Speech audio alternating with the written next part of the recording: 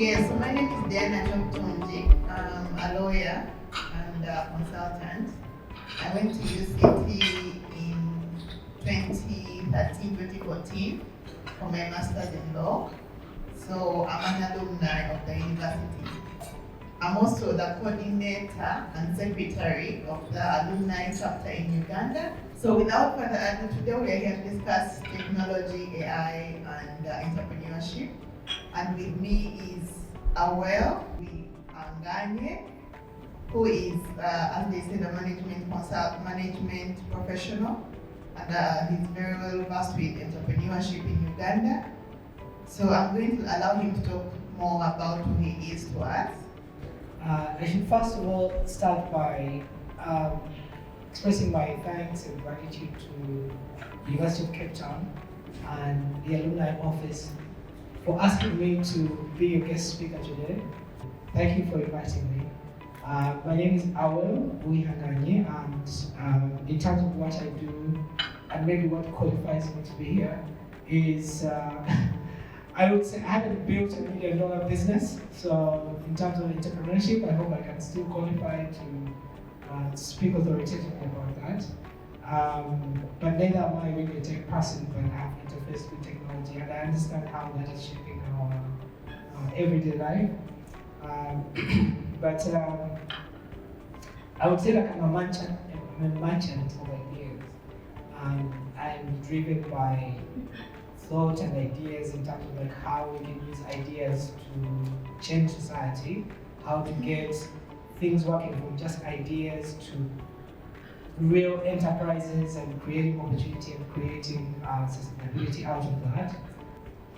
So I don't know how many people in this room are entrepreneurs who drive either their own business, organization. How many people do you have? Okay, so we have a number. So I think every single one of you would know the grit I'm talking about is the difficulty of just really buying something, getting something to go from ideas to viable vehicle, sort of like deliver a system or a service or a good that someone will pay for. And that process it really requires a lot of resilience, a lot of patience, because it won't work overnight. When you're building an enterprise, which is delivering a good, a service, or it has to be, you must market it, and so it takes a while before it picks up. Rarely do you have an idea which overnight becomes something that everybody wants to pay for, and so through that process, if you're not earning now, for those of us, for example, who don't come from privileged backgrounds. So you're not cushioned by anything, right? So you finish university, the realities of the world are coming in because you're getting into that space of adulthood, and so you have to pay rent and you have to do. So there's all these things as you leave university around 24 years old, 23, 24, and you get into your late 20s and early 30s, which is like really the space where we create, where like you're the most inspired, innovation comes around that age, you have the energy for drive, you can sacrifice, that's really the age where you create, between like 25 and 24 and maybe 35. Let's talk about technology.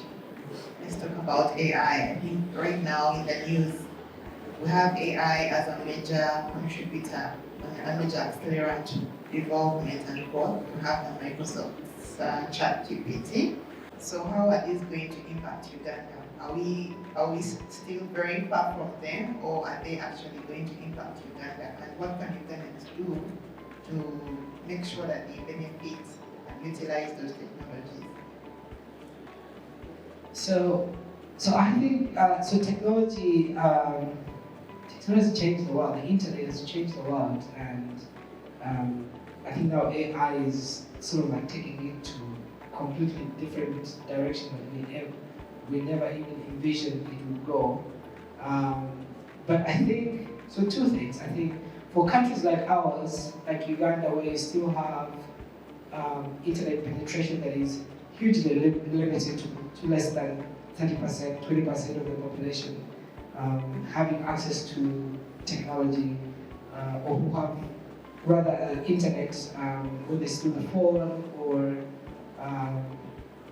computers, laptops, you still have a huge part of our population who are not plugged into this internet, or even just having access to smart gadgets.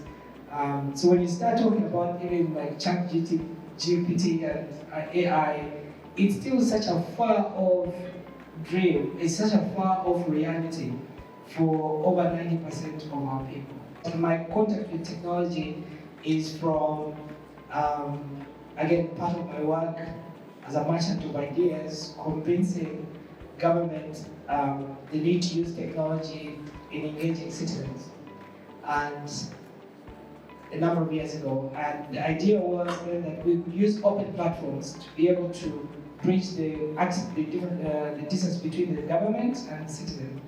And it may not be limited just to people who have access to the internet. So open platforms, social media, websites, but it could also be using USSD codes on phones which are not connected to the internet to have access. It could also be toll-free numbers where anybody can call in who don't have airtime to be able to access that. But it could also be through but community gatherings, where you're able to now take it back to how. Thank you so much. Thank you so much. I think it's been a really great conversation. Thank you so much. It's very insightful and probably questions. I think you don't achieve what you want to achieve. Not necessarily speaking, but having a conversation. It's also meaningful. So thank you. Encouraging you all those who want to join us to join and get positions in the chapter and keep the UCT spirit alive. It was informative. It was a great discussion. I mean, the guest speaker had a lot to say, and so did the facilitator, Diana. It was very informative, and we did have good feedback for the questions that we gave him. So he did respond positively, and it was a learning experience. And more so on the networking side of it, I mean, we're now friends, and we have met other people who also graduated from UCT. So it was a good event. Yeah, I think it's the first of its kind. That's also a good thing. For me, it was a very insightful experience as well. Like, I got to learn more about the educational system here, just coming from the UCT background. I didn't know much about it, but the guest speaker was very good at what he does. Like, he was explaining the concepts really well, and the audience, I think, really engaged. He addressed every single question, as many questions as they were. So I think it was really good to come and network and meet other people. So And today was excellent. It was eye-opening and a great exchange of ideas. We should have more of these. I agree with Kathy. It was an excellent event.